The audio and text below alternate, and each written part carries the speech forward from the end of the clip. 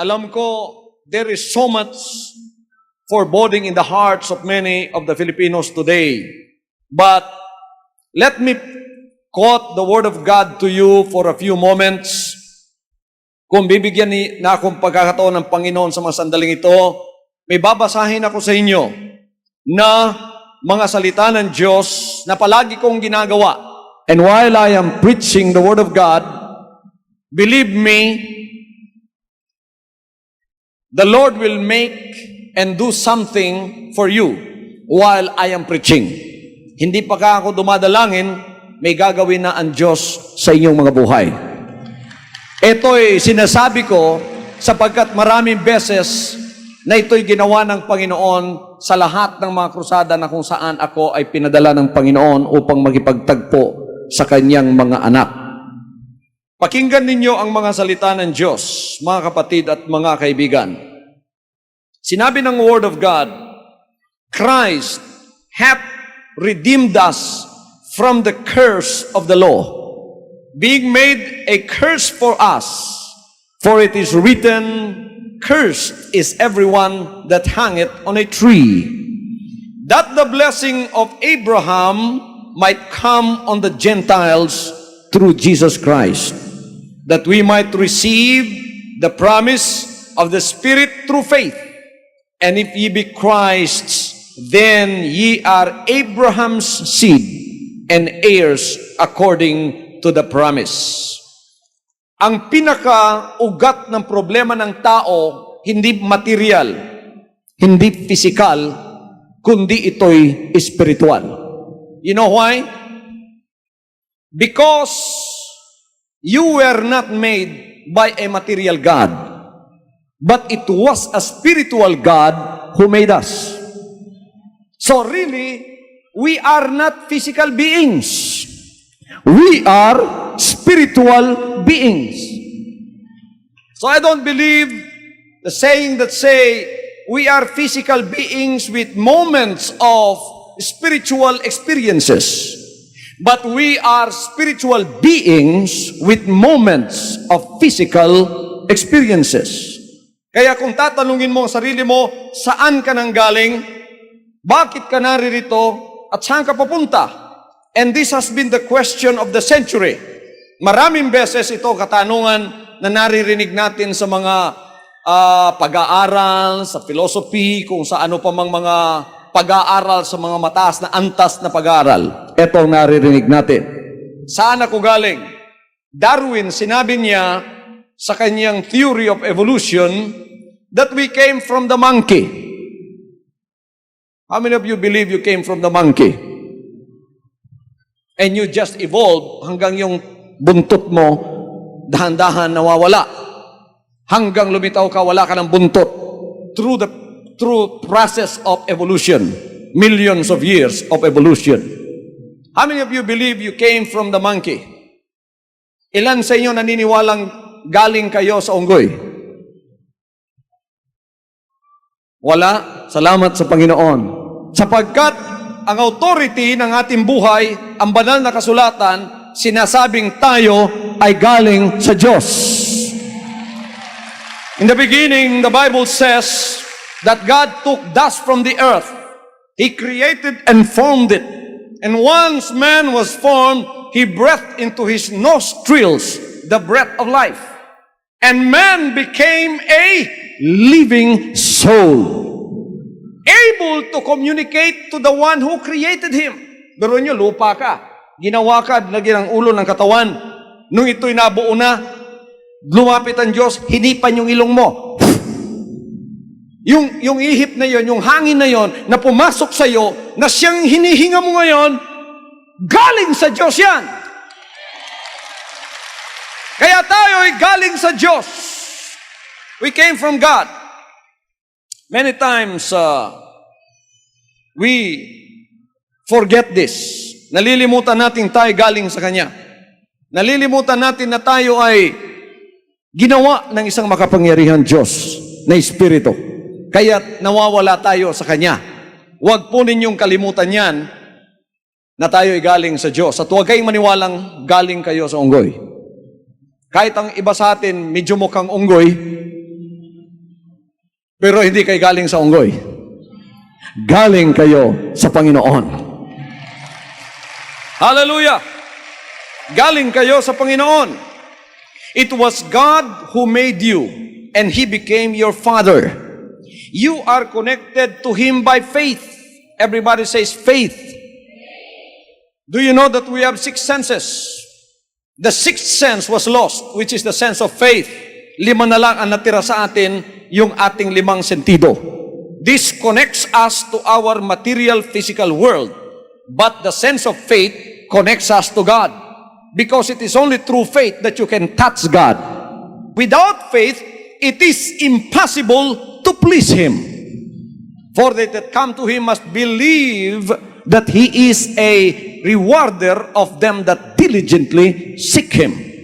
So pananampalataya ang maglalagay ng tulay sa atin sa Diyos. Are you listening to me? Sino nakikinig? Taas ang kamay. Kikinig ba kayo, mga kapatid? Okay. Tatanggap kayo ng double blessing ngayong gabing ito. Material at kung ano pang kasagutan ng inyong madalangin. I will assure you, the Lord is not a liar to His promises. Yung faith na yon ang siyang nawala. Why? Nawala yon because of sin. Sin which was committed by Adam and Eve was the cause of our disconnection with God. Sin was a debt that made that disconnection. Ang kasalanan ay utang na makakaputol sa iyong relationship sa Diyos at makakawala sa iyong pananampalataya. Isang araw doon sa Davao, may lumapit sa akin at sinabi, "Pastor, help me with my problem." I said, "What's your problem?" He said, "The electric company came to us and disconnected our power connection because we have not paid our bills. Please lend me this money so we could connect our house to the electric company back again so that we could have power." Sabi ko, matutulungan kita sapagat maliit lang yan. Pero from that, I took a lesson na siyang sinasabi ko sa gabing ito, na ang lesson na tayo'y konektado sa kapangyarihan ng Diyos sa pamamagitan ng pananampalataya sapagat tayo ay ginawa niya. Ngunit nang dumating si Satanas, pinutol niya ang koneksyon na yan sa pamamagitan ng kasalanan. So nagkaroon ng blackout ang buhay natin. Na-blackout ang buhay natin at tayo ay namuhay sa kasalanan. And anyone living in sin is really living in darkness because sin is considered darkness in the Word of God. And living with the Lord is considered light because righteousness in the sight of God is called light. So ngayon, gusto ng Diyos na ma-connect tayong muli sa kapangyarihan sa pamamagitan ng kanyang pananampalataya. So what are we going to do? Ano man ang gawin natin, hindi tayo makabayad sa ating kasalanan. Sapagkat ang kasalanan yan ay hindi mababayaran ng pera. Tumingin naman ng Diyos, wala naman tao makapagbabayad. Because the Bible says, all have sinned and come short of the glory of God. So walang makapagbabayad dahil lahat ng tao makasalanan. Hahanap siya ngayon ng isang taong walang bahid kasalanan. Wala siyang makita sa mga tao. You know what happened? A miracle of incarnation happened. John 1:1 says, "In the beginning was the Word was with God, and the Word was God. And the Word who was God was made flesh and dwelt among us." Nakikita na natin ngayon si Jesus Christ na katawan tao. Pero siya ang Diyos na pumanaog mula sa langit. May misyong pumunta rito at ang misyon niya ay bayaran ang ating utang.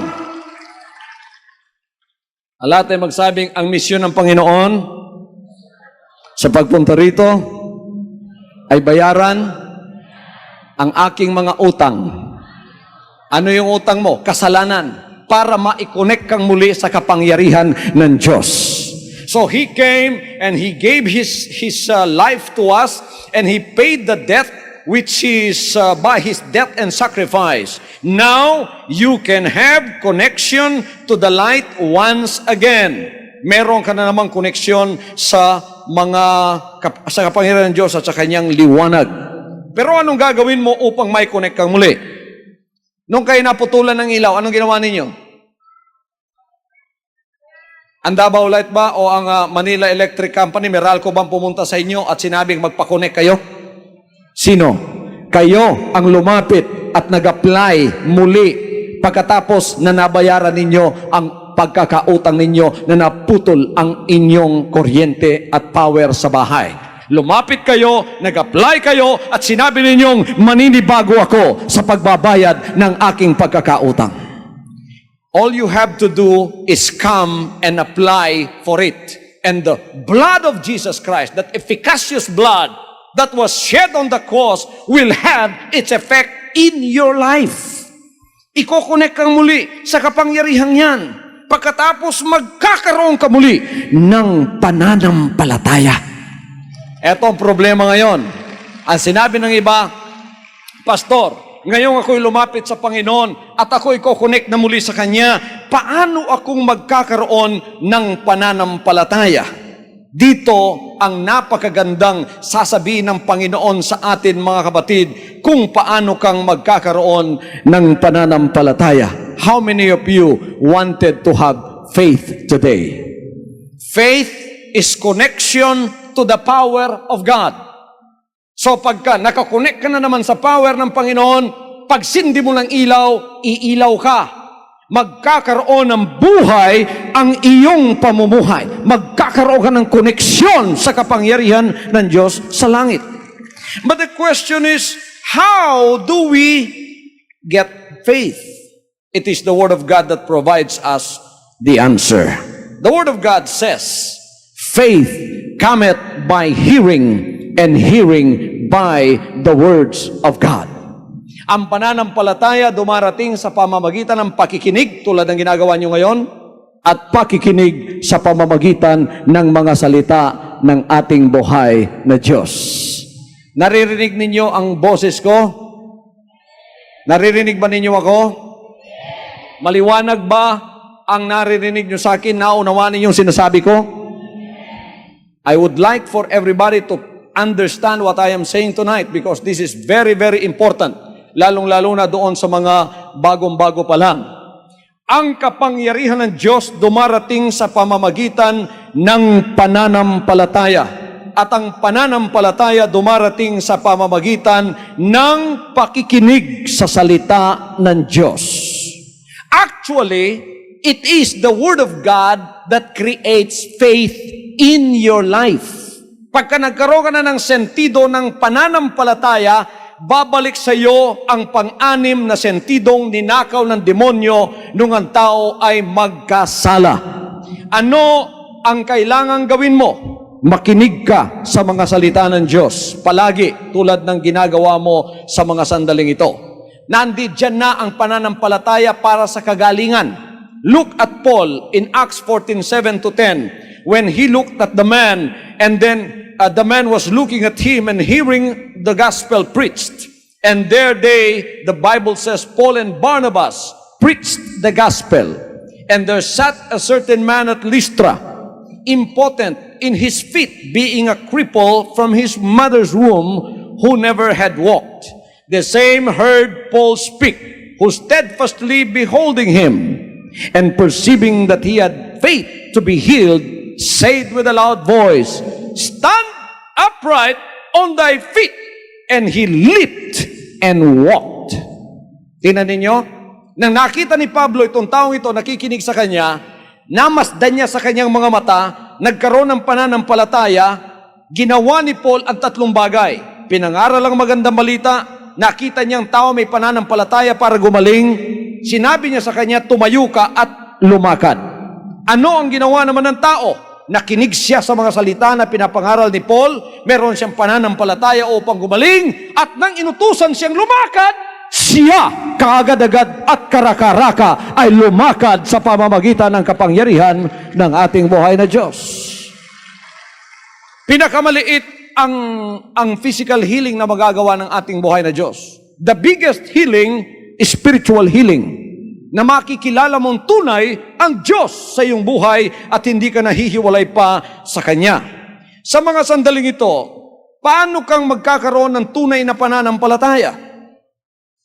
Ang tunay na pananampalataya ay mapapasa iyo kung maunawaan mo ang bagay na ito, na hindi mapapasa iyo yan kung wala ang salita ng ating buhay na Diyos. Ito, ang salita ng ating buhay na Diyos.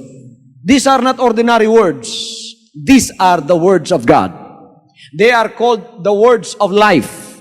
You read a newspaper today, you throw it, and you will never read it again the next day. Kung babasahin mo yan, sunod na araw, yan ay medyo hindi na maganda basahin. Yan ay luma na. Pero ito salita ng Diyos for thousands of years. Ito ay binabasa, kinakain, ipinapangaral. Ngunit bawat sandali, iyan ay bago sa ating mga puso at pakikinig. Bakit mga kapatid? Sapagkat sinabi ng banal na kasulatan sa John 6:63, the words that I speak unto you, they are spirit and they are life. Now, the Word of God is not just mental assent. Many people read God's Word and agree that it is true, but they are agreeing only with their minds. And that is not what gets the job done. It is heart faith that receives from God. Kailangan ng pananampalataya, wala lang dito. Kailangan nasa ating mga puso. Naniniwala tayo sa pamamagitan ng ating pag-iisip, ngunit ito ay ating dinadama na talagang totoong nangyayari sa ating buhay. Kaya sabi ng Panginoon, sinasabi ko sa inyo, whosoever shall say unto this mountain, be thou removed, and be thou cast into the sea, and shall not doubt in his heart, but shall believe that those things which he saith shall come to pass, he shall have whatsoever he saith. Therefore I say unto you, what things soever you desire, when you pray, believe that you receive them, and you will have them. Ulitin ninyo, kasama ko yan. Therefore I say unto you, laksan natin, therefore I say unto you, what things soever you desire, when you pray, believe that you receive them, and you shall have them. So it is believing before receiving.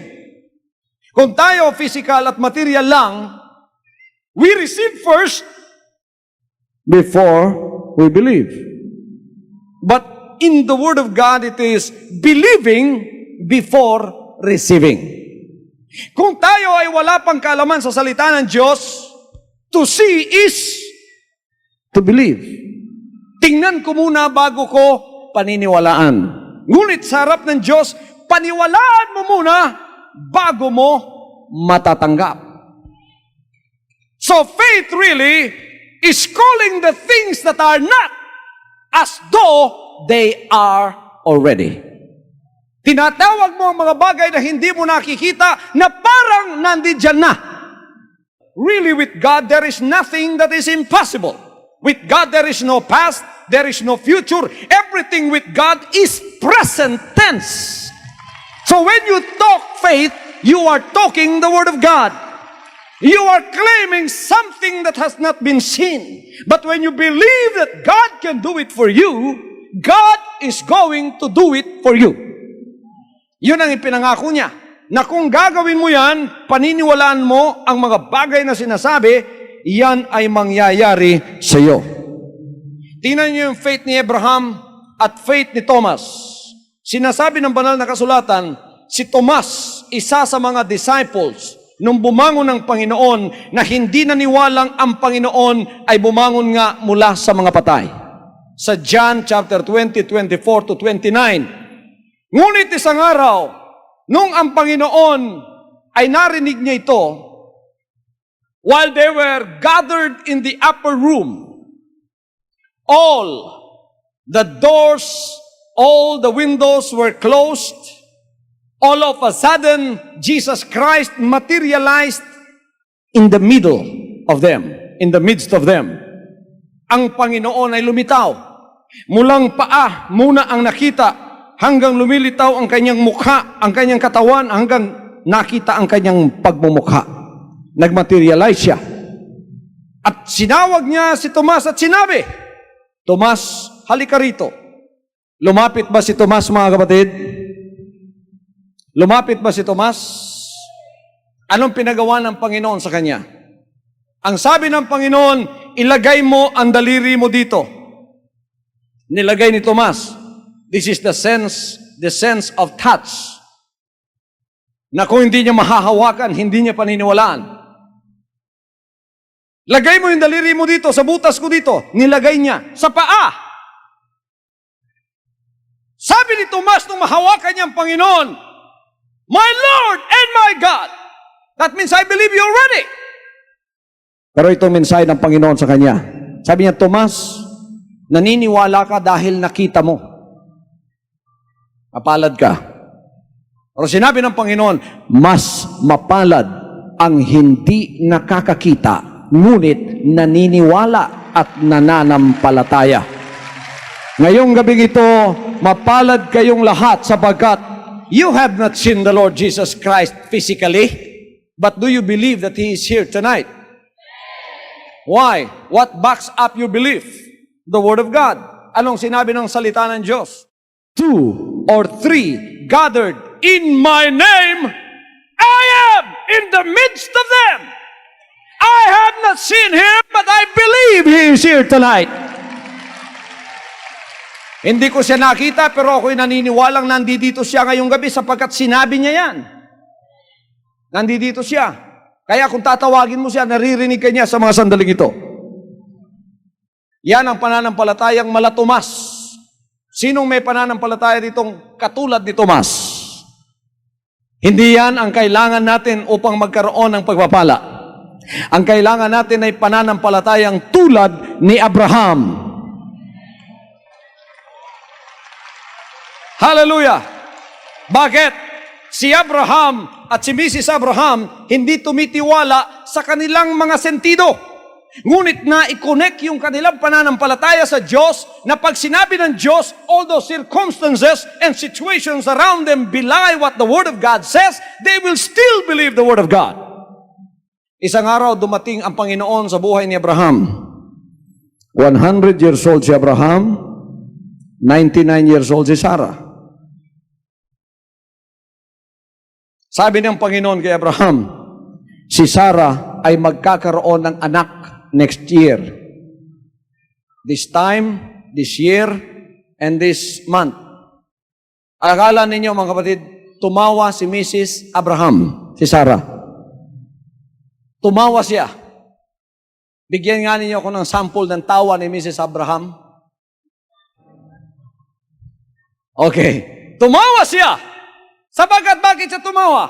Ang kanyang mga sentido nagsasabing, imposibleng mangyayari yan. She looked at her body. Biro nyo, 99 years old na. Matandang-matanda na yan. Kulubot na yan. Paki-focus nga camera yung pinakamatanda dito. Yung katulad na ni Mrs. Abraham. Ayan. Pagka kayo naman, pinangakuan kayo, uugod-ugod na kayo. Tapos sasabing manganganak kayo. Yung katawan nyo nagsasabing, hindi pwede yan. Yung mata ninyo nagsasabing, hindi pwede yan. Your sense of touch nagsasabing, hindi pwede yan. Your sense of hearing is saying, hindi pwede yan. Pero si Abraham, because he is well-versed with the ways of God, the Bible tells us that he did not stagger in his faith, but with faith believing that God can do anything that He says He will do. So what happened? Anong nangyari?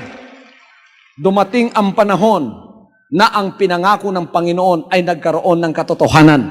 Next year, ang katotohanan ay dumating sapagkat si Sarah ay nagdalang tao. 99 years old. Nung nagdalang tao siya, 100 years old na siya. Ang circumstansya niya, ang 5 senses niya, sinasabing, it is impossible. Pero sinabi ni Abraham, with men it is impossible, but not with God, for everything is possible with God. Sa Diyos, ang lahat ng bagay ay posible. Are you looking at your situation now, and your situation and circumstances in life are saying, it is impossible for you? May problema ka, sinasabi ng mga kapitbahay mo, imposible. Sinasabi ng circumstance ng buhay, imposible. Sinasabi ng boss mo, imposible. Sinasabi ng katawan mo, imposible. Pagka inilapit mo sa Diyos yan, sa pamamagitan ng pananampalataya, isang kapangyarihan ng Diyos ang lilitaw sa buhay mo, sapagkat sa Diyos, ang bagay na imposible ay nagiging posible. Yan ang kailangan nating pananampalataya sa mga sandaling ito. Paano natin makukuha ang pananampalataya? Makinig kayo sa mga salita ng Diyos at pagkatapos gawin ninyong isa lang ang inyong pananaw. Sinabi ni Solomon, "My son, attend to my words, incline thine ear unto my sayings, let them not depart from thine eyes, keep them in the midst of thine heart, for they are life unto those that find them, and health to all their flesh." Sinasabi ng mga salita ng Diyos na ang kanyang mga salita ay medisina para sa ating katawan. Ang alam nating medisina ay yun lamang ating iniinom at dumadaan sa ating bibig kung tayo ay may sakit. Yung iniineksyon sa ating katawan pagka tayo ay may sakit.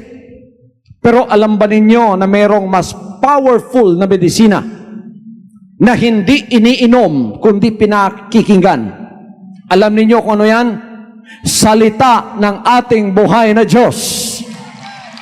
Sinabi ng banal na kasulatan, "Attend to my words, incline thine ear unto my sayings, let them not depart from thine eyes, keep them in the midst of thine heart, for they are life unto those that find them, and health to all their flesh." Ang ibig sabihin nito, yung mga salita ng Diyos, if we translate this into the Hebrew language, itong verse 22, they are life unto those that find them, and health to their flesh. The Hebrew word translated health here is also the word for medicine. In other words, my words are medicine to all their flesh. Ang salita ng Diyos ay medisina sa iyong katawan. Nakikinig ka ngayon, may sakit ka, pakinggan mo ang salita ng Diyos na sinasabi ko. Papasukin mo sa iyong tenga, papasukin mo sa iyong katawan, sapagkat yan ay gagawa ng kagalingan sa iyo. Only manampalataya ka sa mga salitang yan. Hallelujah! You confess the Word of God to unlock this faith in your heart. Confess the Word of God to build your faith. And then, confession of the Word of God dispels your fear. May takot ka, i-confess mo ang mga salita ng Diyos. Magpapalago sa pananampalataya mo yan. Ngunit kailangan ang confession mo yung tamang confession. Kailangan ang isang kumpisal na tama ang gawin mo. Ano ay kumpisal mo ngayon? Tamang confession. When you confess, you are professing faith. But you must confess the right confession. Ang i-confess mo yung tama, because there is positive and negative confession. When you say, hindi maaari, imposible yan, hindi pwede yan, you also have faith. But it is faith in reverse. Yan ay pananampalatayang pabaligtad. Sapagkat ang pananampalataya ay nagbibigay ng salita. At ang salitang yan ang siyang gagawa para sa iyo. So, pagka ikaw ay nagsasabi o nangungusap, pakabantayan mo ang mga lumalabas na salita sa bibig mo. Pinadala kayo ng buhay na Diyos dito upang gumaling sa inyong mga sakit. Naniniwala ba kayong ang inyong sakit ngayon ay magkakaroon ng kagalingan? Pumunta na kayo sa doktor. Ang mga doktor nagsabing, hintayin na lang ninyong mamatay kayo. Sinabi ng doktor, wala na kayong pag-asa. Ang pinapangaral ko ngayon dito, hindi sinabi ng doktor. Ang pinapangaral ko ngayon dito, ang sinabi ng ating buhay na Diyos. Sinabi niya, magkaroon kayo ng pananampalataya at ang hindi magagawa ng tao, gagawin ng Diyos para sa iyo. Nananampalataya kayo, kayong may mga sakit dito? Sinong may mga sakit ditong pumunta rito, taas ang kamay? Yung may mga kahilingan na ibig humiling sa Panginoon, taas ang kamay.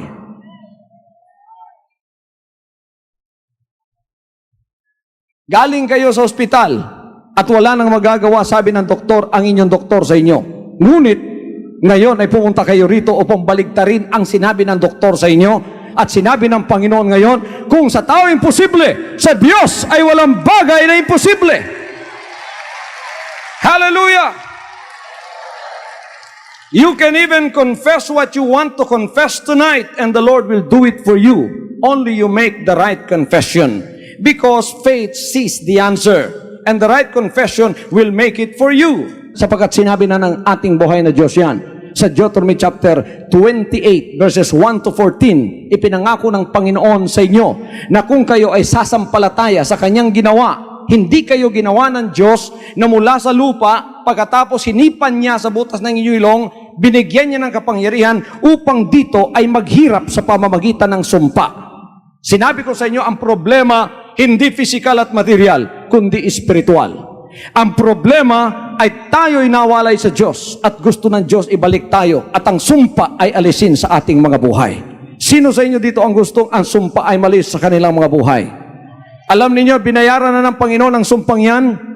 Sumpa ng karukhaan, sumpa ng karamdaman, at sumpa ng kasalanan. Inalis na ng Panginoon sa atin yan at gusto niyang kayo ngayon ay manampalataya sa kanyang mga sinabi. Ano ang sinabi niya? Sinabi niya yung binasa natin kanina, Christ hath redeemed us from the curse of the law, being made a curse for us, for it is written, Cursed is everyone that hangeth on a tree, that the blessing of Abraham might come on the Gentiles through Jesus Christ, that we might receive the promise of the Spirit through faith. Ano ang mga pangakong ito? Pakinggan po natin sandali.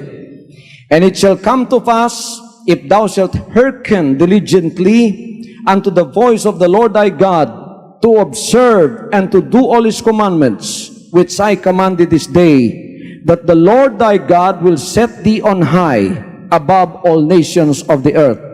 And all these blessings shall come on thee and overtake thee, if thou shalt hearken unto the voice of the Lord thy God. Blessed shalt thou be in the city, blessed shalt thou be in the field, blessed shall be the fruit of thy body, and the fruit of thy ground, and the fruit of thy cattle. Blessed shall be thy basket and thy store. Blessed shalt thou be when thou comest in, and blessed shalt thou be when thou goest out. The Lord shall cause thine enemies that rise up against thee to be smitten before thy face, and the Lord shall command the blessing upon thee in thy storehouses, and in all that thou settest thine hand unto. And the Lord shall make thee plenteous in goods, and the Lord shall open thee his good treasure, the heaven, to give rain unto thy land in his season, and to bless all the work of thine hand. Itong unang bahaging ito ng mga sinabi ng Panginoon ay para sa lahat ng kanyang mga anak. Hindi lang spiritual ang kanyang ipinangako rito, kundi lahat ng material at physical na ating pangangailangan. Mga kapatid, ang lahat ng ginto at ang lahat ng pilak, inilagay ng Diyos dito para sa mga makasalanan? Sinong gumawa ng ginto at pilak? Yung lahat ng gintong hinuhukay, sinong gumawa niyan? Alam niyo, ginawa ng Panginoon yan, hindi upang ang magtamasa ay yung mga walang Diyos. Ginawa ng Diyos yan para sa iyo na anak niya. Ginawa niya yung katawan, and the design of that body is for that body to be healthy until you die. You die of old age. walang sakit, mamamatay ka na lang sa iyong katandaan. Ngunit, hindi ginawa ng Diyos na tayo ay upang ginawa niya tayo pang maghirap. Ngunit ginawa niyang lahat ng bagay na ito upang ibigay niya sa atin. Nawalay ng dahil sa kasalanan. Gusto ng Diyos na ibalik sa iyo sa mga sandaling ito ang mga bagay na yan. Isa lang ang kondisyon na kanyang hinihiling na applyan mo. Ano yan? Yan ay ang kondisyon na ikaw ay magiging masunurin sa kanyang mga banal na sinabi. Ano ang sinabi ng Panginoon? Be obedient to my commandments and all these blessings shall overtake you. Sino ang gustong ma-overtakean ng pagpapala? Paano tayong bubuhusan ng pagpapala at sinabi niya bubuksan niya ang magandang kayamanan niya na walang iba kundi ang langit? Paano? Tayo ay magiging masunurin. Ngayon, dahil tayo ay masuwayin, hindi tayo masunurin, ang problema, sinabi ko kanina, nasa espiritu natin. Gusto ba ninyong tingnan ang problema? The problem really is our spirit. That's why the Lord said, you must be born again in the Spirit. And to be born again in the Spirit, you have to repent. Repentance is a promise that you make to the Lord by saying, from now on, not my will, but thine be done. Ang lahat ay magsabing, from now on, not my will, but thine be done. Laksan natin, from now on, I promise, Lord, not my will, but thine be done. Sa Tagalog, mula ngayon, pinapangako ko, Panginoon, hindi na ang aking kalooban, ang inyo na ang masusunod. Ang salita nyo, papapasukin ko sa aking buhay. Itong magiging koneksyon ng aking pananampalataya sa iyo. And when I am connected, power will flow to me. Kapangyarihan ninyo, dadaloy sa aking buhay. Tingnan ninyo, pagka na-connect na yung electricity ninyo na naputol, magkakaroon naman kayo ng air fan, ng aircon, yung TV ninyo aandar na naman, makapagluluto naman kayo, magiging maligaya na naman ang buhay nyo. Pero pagka walang power, ang lahat mahirap. Eto ngayon ang kapangyarihan ng Diyos na sinasabi niya sa iyo. I-connect mong muli ang iyong pananampalataya sa kapangyarihan niya sa pamamagitan ng kanyang mga banal na salita. Hallelujah! Hallelujah! So, sinabi ni Lord nang siya'y pumunta rito sa mga lumalapit sa Kanya, you want to be healed? Sabi ng babae, yes Lord, I want to be healed. Anong sinabi niya? According to your faith, it shall be done unto you. Ang lahat ay magsabi, according to my faith, it shall be done unto me. Reverse your negative faith right now. When you say, I cannot do it, you have faith, but it is faith in reverse. Kaya nangyayari sa iyo, hindi mo talaga magagawa. Ngayon, ikambyada mo yan. Primera, positive faith. Anong sasabihin mo? Magagawa ko yan sa pamamagitan ng kapangyarihan ng buhay na Diyos. I can do all things through Christ which strengtheneth me. You apply that in all aspects of your life. Material, physical, financial, spiritual. And that is how God wants you to be. Because He said, Beloved, I wish above all things that thou mayest prosper. Physical, material, financial. Prosper and be in health, physical. As thy soul prospereth, spiritual. So gusto ng Diyos, lahat ng pamamahagi ng buhay mo, pinagpala. Healing sa iyong katawan, kaligtasan sa iyong kaluluwa. Hallelujah! Hallelujah! Pagka naisauli sa inyo yan, alam ng demonyo, makapangyarihan na kayo.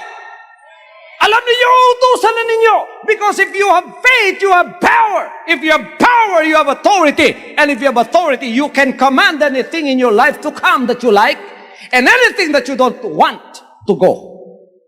Mag-uutos ka na. Utusan mo yung sakit mo. Ayoko sa'yo. Lumayas ka sa katawan ko.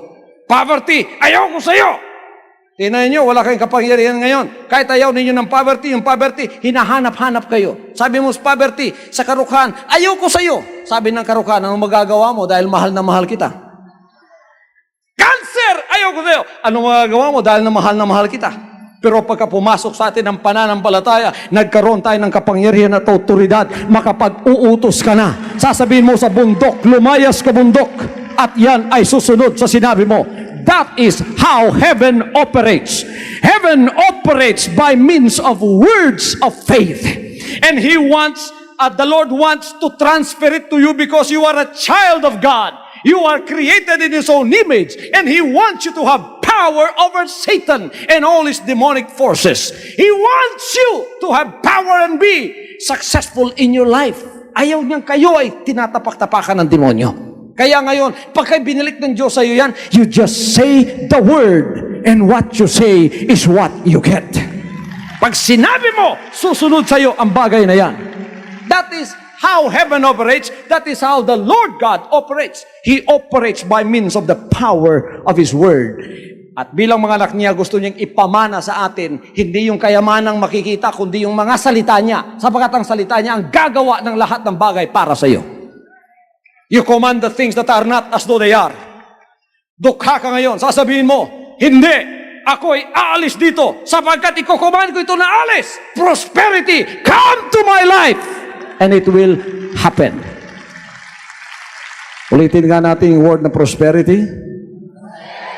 Healing. Success. Mapapasa akin. Poverty. Diseases. Sicknesses. Inuutusan kita. Lumayas ka sa buhay ko. Susunod sa iyo yan. Tingnan ninyo, pagka kayo ay tumatanggap sa mga bagay na ayaw nyo, you are in prison. Amen?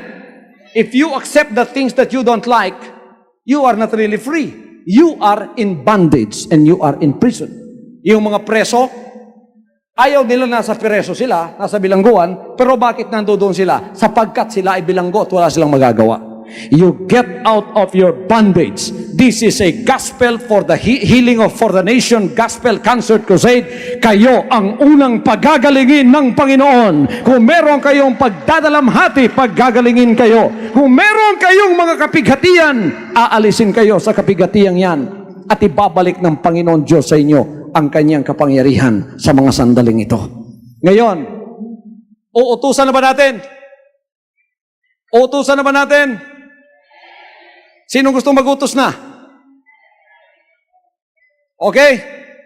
Point of contact, nandito na ba sa kamay niyo? Yung mga point of contact niyo, nasa kamay na ninyo. Itaas ninyo ang point of contact na yan. Ito ang dapat niyong gawin. Meditate in the Word of God. And then practice the Word of God.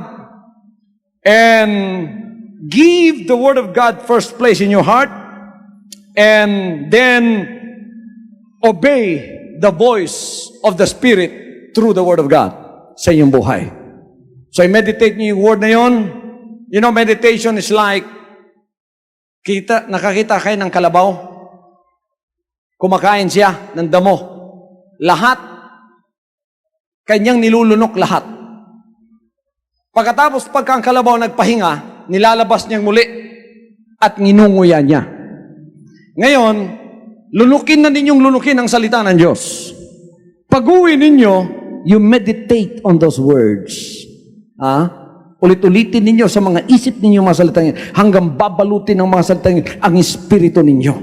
Hanggang ang espiritu niyo ma-overwhelm ng salita ng Diyos.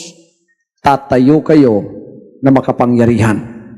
Ang gagawin ninyo, mag-utos lang kayo because the creative word of God is in you. Ang lahat ay magsabing, the creative word of God is in me.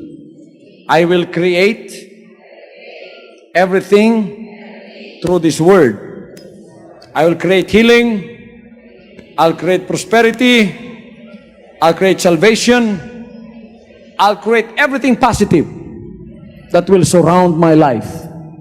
These blessings will come upon me. The curse is broken. nawasak na ang sumpa sa buhay ko. Ngayon ako'y malaya na at magiging matagumpay sa aking buhay mula ngayon. Mula ngayon. Mula ngayon. Itaas ninyo ang mga point of contact na yan. Kayo nasa harap ng inyong TV, hawakan ninyo ang inyong television set at ako'y dadalangin sa bawat isa sa inyong naririyan ngayon. Kayong lahat na naririyan, mga anak ng Diyos na naririyan, kayong lahat ng mga covenant partners and covenant members, better still, magsitayo tayo at itaas natin ang ating mga pangangailangan sa Kanya sa mga sandaling ito. The Lord will bless you. Amang banal, pagpalain po ninyo ang nasa harap ng kanilang television set sa mga sandaling ito.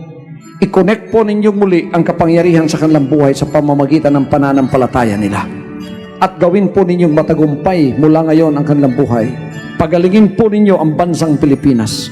Dinadalayan ko rin po, Amang Diyos, ang lahat ng mga bagay-bagay sa mga anak ninyo tulad ng kanilang kagalingan. Napapuntahin po ninyo sa kanila sa mga sandaling ito at gumawa po kayo ng kababalaghan sa kanila. Amang Diyos, dinadalayan ko po na pagpalain ninyo ang lahat ng mga anak ninyo sa bansang ito. Lahat po ng mga pamumuno, lahat po ng mga gagawin, nilalagak namin sa inyong kamay ang lahat ng bagay. Lahat ng covenant partners, nasa harap ng kanilang TV ngayon, bless them, O Lord. Give them the power of your word, healing for their sick bodies, salvation for their souls, and create financial and material prosperity for them by the power of your word. In Jesus' name, pagpalain po ninyo ang bawat isa sa kanila sa mga sandaling ito na merong mga karamdaman ngayon. I declare healing for you.